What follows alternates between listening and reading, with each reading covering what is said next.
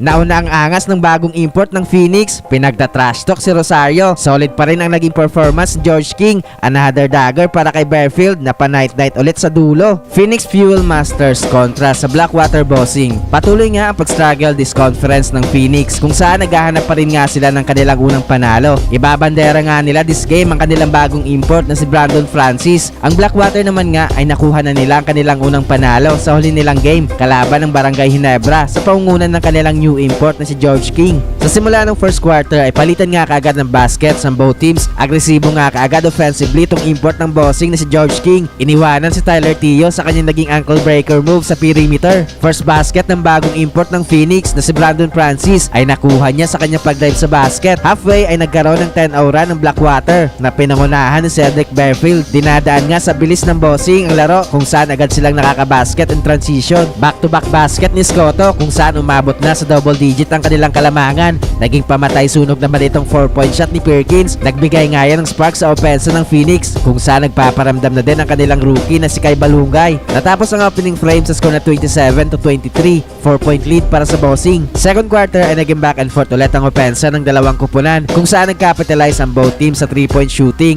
Another 4-point shot para sa Phoenix. Ngayon naman nga ay galing kay RR Garcia. Nakuha na nga ng Fuel Masters ang kalamangan papasok ang halfway mark kung saan unti-unti nang nakukuha ni Brandon Francis sa kanyang rhythm sa opensa. Patuloy naman ang pagiging agresibo ni Bearfield sa kabila at umaambag na din sa kanilang opensa si Troy Rosario. Hindi nga nagkakalayo ang score ng both teams kung saan palitan ulit ang basket late sa quarter. Nabawi na nga ng Blackwater ang kalamangan sa 1-minute mark matapos ang corner 3-point shot ni Bearfield na sinundan naman ng 4-point shot ni George King. 12 to nothing run para sa bossing patapos ang quarter para magbigay sa kanila ng 6-point lead after ng first half, 64-58. Third quarter ay naging mainit nga kaagad ang outside shooting ni Bearfield sa kanyang 2 out of 2 shooting sa 3-point line early in the quarter. Tinatrash talk na at inaangasan ng import ng Phoenix si Rosario matapos niya itong maeskoran sa ilalim. Pero nauna nga itong angas ni Francis kung saan patuloy ang pag-arangkada sa opensa ng Blackwater. Take over si George King na kumana ng isang 3 at isang 4-point shot. Naging in control nga ang Blackwater late sa quarter kung saan patuloy ang pagkana sa opensa ni George King. Step up din ang kanilang mga local players dahilan para magkaroon sila ulit ng 11-0 run patapos ang quarter. Nakapagpabaon pa ng 4-point shot sa RK Ilagan